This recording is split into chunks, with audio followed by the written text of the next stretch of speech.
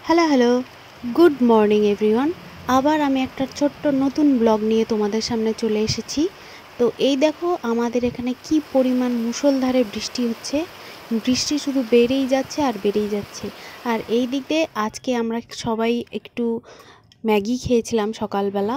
আর খেয়ে দিয়ে আমি, আমার মা, বাবা তিনজনেই রেডি হয়ে বেরিয়ে গিয়েছি একটা জায়গায় যাওয়ার জন্য। জায়গা বলতে সেটা আমরা যাচ্ছি আবার কোচবিহারে। আমার মায়ের একটু সমস্যা হয়েছে, তাই জন্য মাকে একটু ডাক্তার দেখাতে নিয়ে যাচ্ছি। তো আর সেখান থেকে আমরা চলে যাব আমার পিসির বাড়ি। তো আজকের ব্লগটা বেশ ইন্টারেস্টিং হতে চলেছে। আমি আমার পিসির বাড়ির সব কিছুই তোমাদেরকে দেখাবো একটু একটু করে। তো যেতে যেতে এই দেখো আমরা আমাদের দোকানটা পার হয়ে চলে গেলাম। আর সামনেই পড়লো আমাদের দুর্গা মন্দির, যেটা এখনও কমপ্লিট হয়নি। আর এই যে আমার মা বাবা একসাথে অপোজিটে বসে আছে। এই গরমের দিনগুলোতে না টোটোতে উঠতে ভীষণ ভালো লাগে। সকালেই কেমন দেখো মুষলধারে বৃষ্টি হচ্ছিল, আর এখন বৃষ্টি নেই, কিন্তু একটা কেমন ভ্যাপসা একটা গরম পড়েছে। আর এই যে আমাদের তোরসার ব্রিজ পার হয়ে চলে যাচ্ছি। এবার দেখতে দেখতে দেখো আমরা আমাদের গন্তব্যস্থলে চলে এসেছি। এটা হলো মিশন নার্সিং হোম, কোচবিহারে অবস্থিত এটা চকচকায়। তো এই যে আমার মা বাবা একটু ভিতরে গেছে ডাক্তারের জন্য, আর আমি এখানে ওয়েটিং রুমে বসে আছি, অপেক্ষা করছি। তারপর আমার মা বাবা চলে এলো আরেকটা ডাক্তার দেখানোর জন্য। তো এখানে আমার মা পাশে বসেছিল। তারপর আমাদের সমস্ত ডাক্তার দেখানো কমপ্লিট হয়ে গেল। আর পাশেই রয়েছে ক্যান্টিন। আর এই দেখো এখানে কত সুন্দর একটা বুদ্ধ মূর্তি এখানে স্থাপন করা হয়েছে। রাতে এর মধ্যে দিয়ে জল পড়ে, দারুণ লাগে দেখতে। আর এই হলো নার্সিং হোমটা। আর এই দিক দিয়ে আমার মা বাবা ডাক্তার দেখিয়েও বের হয়ে চলে এসেছে। আর এবার আমরা যাচ্ছি আমার পিসির বাড়ির উদ্দেশ্যে, পিসির বাড়িতে আর কি। তো এই দেখো এই দোতলা বাড়িটা, এটাই আমার পিসির বাড়ি। এই বাড়িটা অনেক পুরনো, এর সাথে অনেক স্মৃতি আছে আমাদের। আমি ছোটোবেলায় এখানে স্কুলেই পড়তাম। যাই হোক, এই যে দেখতে পাচ্ছ সিঁড়ি দিয়ে এখন উপরে উঠে যাচ্ছি। আর একটু পরেই দেখতে পাবো আমার পিসিকে, যে কিনা ভীষণ ব্যস্ত রান্নাঘরে রান্না করতে। এই যে আমার পিসি রান্না করছে, এটা আমার পিসির ছোট্ট রান্নাঘর।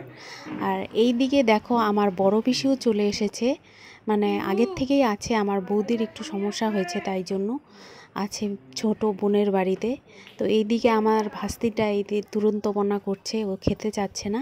আর আমার পিসির বাড়ির মেন সব থেকে প্রিয় পছন্দের জায়গাটাই হলো এই ছাদটা। এই ছাদটার আমি একটা আলাদা ব্লগ করব। আমার পিসির বাড়িতে প্রচুর পরিমাণে ফুলের গাছ আছে ছাদে। আর দেখো এই দূরেই পাশেই দেখা যাচ্ছে এই ছোট্ট কৃষ্ণচূড়া গাছটা, দারুণ লাগছে, ফুলে ফুলে ভরে উঠেছে। আর এই দিকের আশেপাশের বাড়িগুলো প্রায় প্রত্যেকটাই আমার চেনা পরিচিত। ছোটোবেলার প্রচুর মুহূর্ত এখানে কেটেছে, অনেক পুরনো স্মৃতি আছে এখানে। আর বলেছি আমার ছাদ ভীষণই প্রিয়। তো পিসির বাড়ি আসলেই আমি ছাদটাতেই চলে আসি, আর আগেকার স্মৃতিগুলো মনে পড়ে। আর এই সময় ভীষণ হাওয়া দিচ্ছিল, দারুণ লাগছিল, সুন্দর। এত গরমের মধ্যেও ছাদে এসে আমার খুব ভালো লাগছিল। কিন্তু তবু এই দেখো আমার কাজল ঘেঁটে একদম কীরকম হয়ে গেছে। তো এইসব একটু ঠিকঠাক করলাম। আর এই যে এটা হলো আমার বৌদি, আমার দাদার বউ। আর এই যে পুচকিটা, ও ভীষণই দুষ্ট, খেতে চায় না একটুকু। দেখো লুকিয়ে আছে, ও আমাকে দেখে লজ্জাও পাচ্ছে, কিন্তু বেশ ও ভালো, কিন্তু কথা বলে গেলেই মিশে। এখন অনেক লোক দেখেছে তাই জন্য। আর এই দিক দিয়ে আমার পিসি দেখো আমাকে কি কি খেতে দিয়েছে, আমাকে না আমাদের সবাইকেই খেতে দিয়েছে। কিসের বড়া?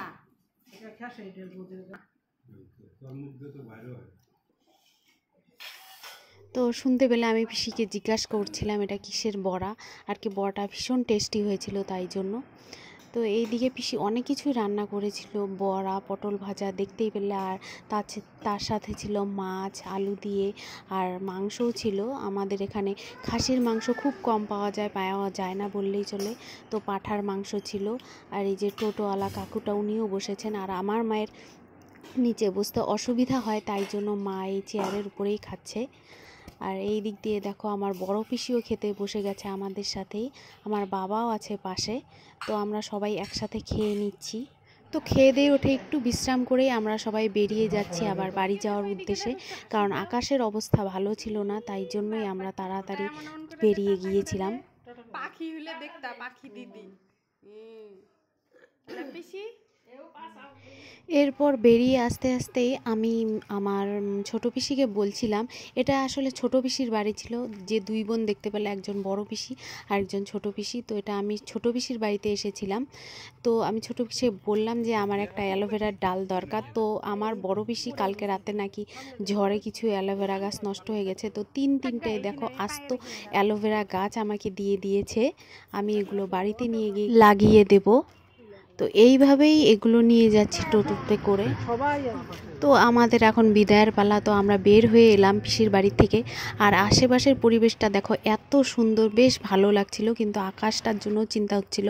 এইদিকে আমাদের ব্রিজের এখানেই, তোষা ব্রিজের এখানে দেখো প্রচুর পরিমাণে এই সব তরমুজ বিক্রি হচ্ছে।